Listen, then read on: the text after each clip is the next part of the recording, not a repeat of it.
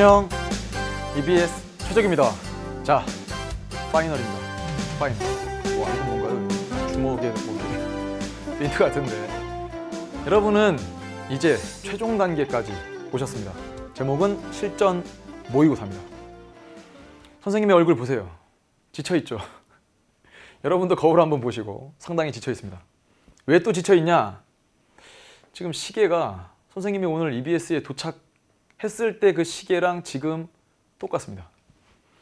12시간이 지난 이 강행군 속에 선생님도 절대 열정을 포기하지 않고 여러분에게 사회문화의 정확한 개념과 그리고 또 문제풀이 방법을 준비했습니다.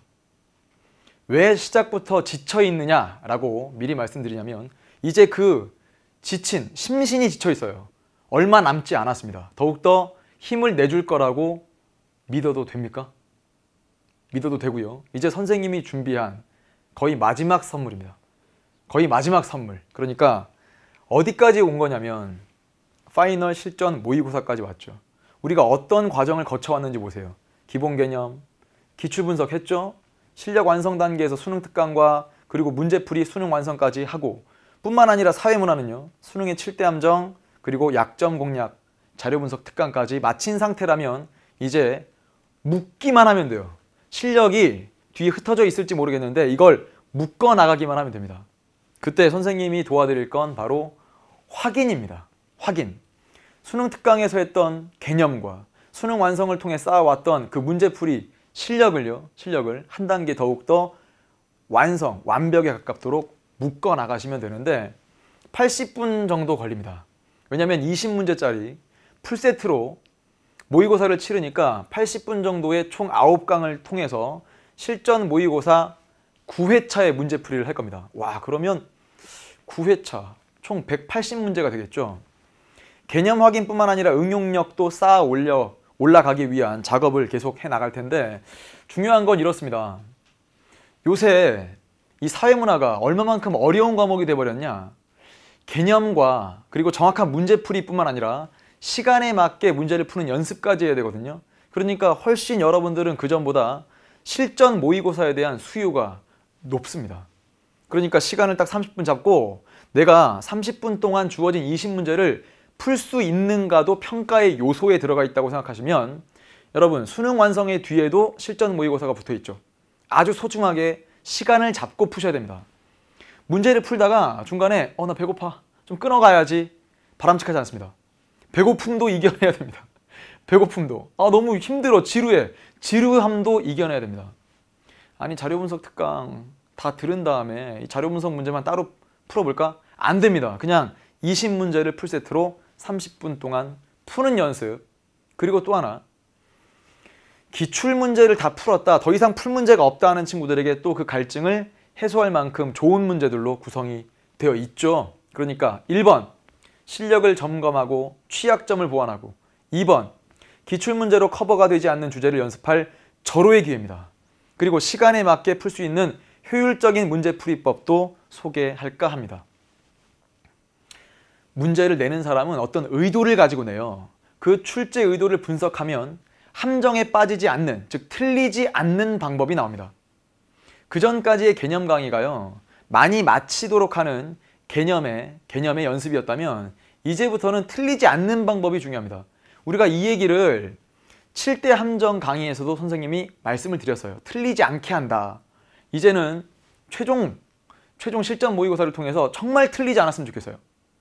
뿐만 아니라 수능의 7대 함정, 약점 공략 특강, 그리고 수능 특강 모의고사 뿐만 아니라 수능 완성 실전 모의고사와 병행하면요. 함정도 극복하고 자료 분석 문제를 효율적으로 풀기도 하고 시간 관리하는 것까지 연습할 수 있지 않을까 싶습니다. 계속 그 시간 관리 하는 것 때문에 스트레스를 받을까 모르겠어요. 근데 그 스트레스는 자극이 될 것이고요. 그 자극이 좋은 자극이 되어서 남은 기간 동안 여러분들이 더 공부를 열심히 할 수 있는 기폭제가 되리라 믿습니다. 시작을 여는 글로 또 다짐도 새롭게 쌓아보고 총평 및 분석을 통해서 앞으로의 공부법에 대한 이야기도 해드릴 겁니다. 단원의 구성, 어떤 문제가 어려웠는지, 어떤 게 신유형인지 밝혀드릴 거고요. 다시 말씀드립니다만 개념의 우선순위는 항상 강조하는 거예요. 사회문화에서 교육과정에서 필요한 것들 충분히 다 접근을 했습니다. 이젠 무엇이 더욱더 중요한 건지를 문제를 풀면서 정돈시켜야 됩니다. 정돈. 자료 분석 능력을 키우기 위한 또 중요한 방법들 제시를 할 거고요. 이번 파이널의 완강 코드는 성격이 다를 거예요.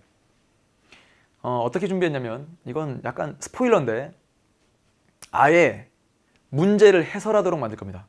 5번 문제 직접 해설해 보세요. 9번 문제 직접 해설해 보세요. 그러면 인내심 가지고 선생님의 이야기를 공감하셨으면 좋겠어요.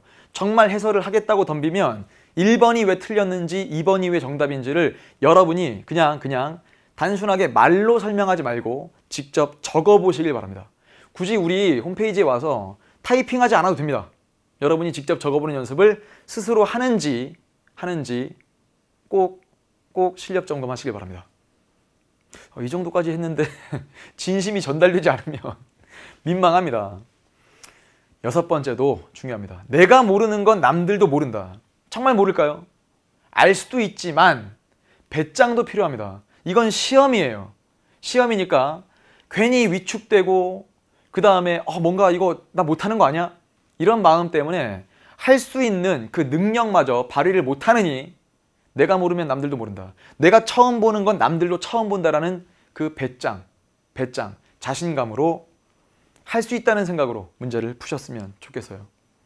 선생님은 강의할 때 이런 마인드로 강의를 해요. 내가 이해를 못 시키면 누가 이해를 시키느냐. 그래요. 선생님이 이해 못 시키면 다른 선생님이 이해시킬 수도 있거든요. 그런데 다짐이에요. 마음가짐이니까. 마지막 부탁입니다. 수강무기에 머리말을 달아줄 것.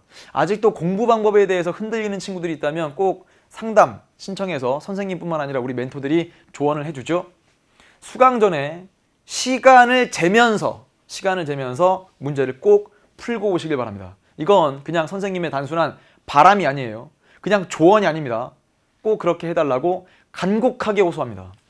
채점하고 해설지까지 읽고 온다면요. 선생님 해설지 읽었는데 뭐하러 강의 들어요? 들어보시면 압니다.